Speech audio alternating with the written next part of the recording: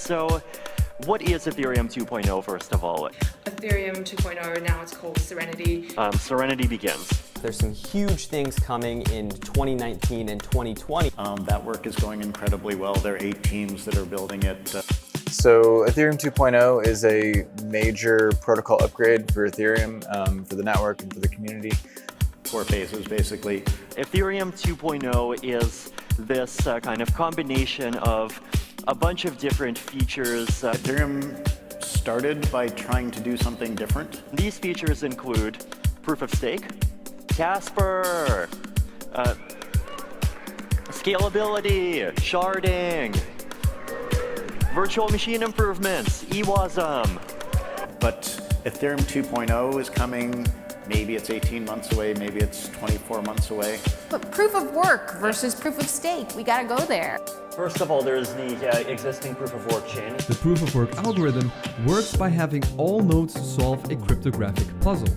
This puzzle is solved by miners, and the first one to find the solution gets the miner reward. In Bitcoin and currently in Ethereum, you need to have specialized hardware, burn lots of electricity, waste lots of computation to basically keep everybody in sync. And we're architecting an entire new and scalable proof-of-stake system to live in parallel with the existing chain.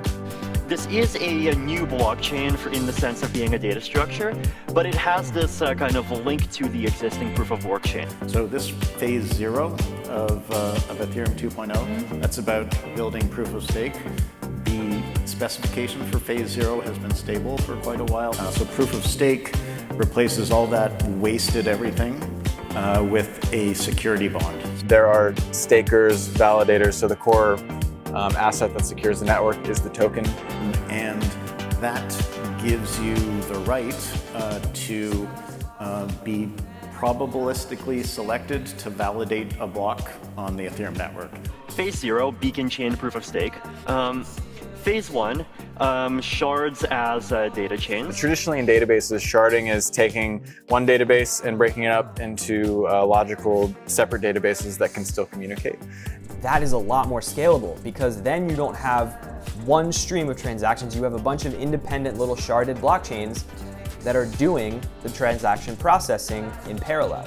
We're taking a single chain concept and instead of having one, having many of them. We aim to have 1,024 shards that all live separately as user level shards, but that can communicate via a core protocol.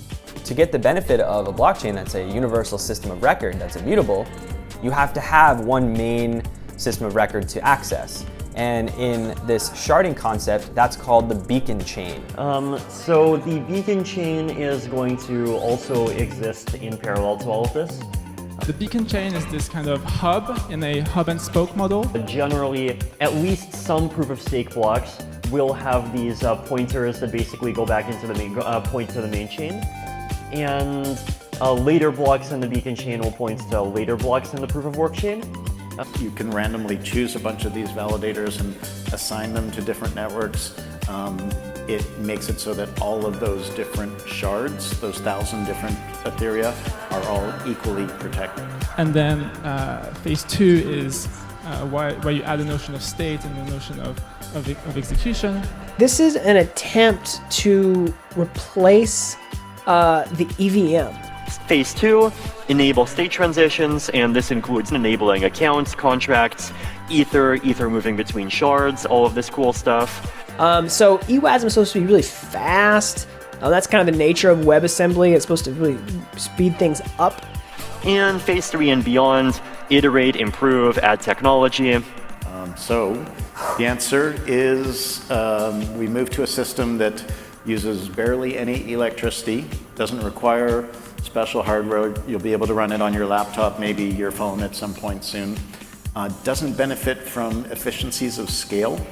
So if you have some massive warehouse of machines, they're not advantaged more than you and your laptop. And the barrier to entry will be very low, so we think it will be much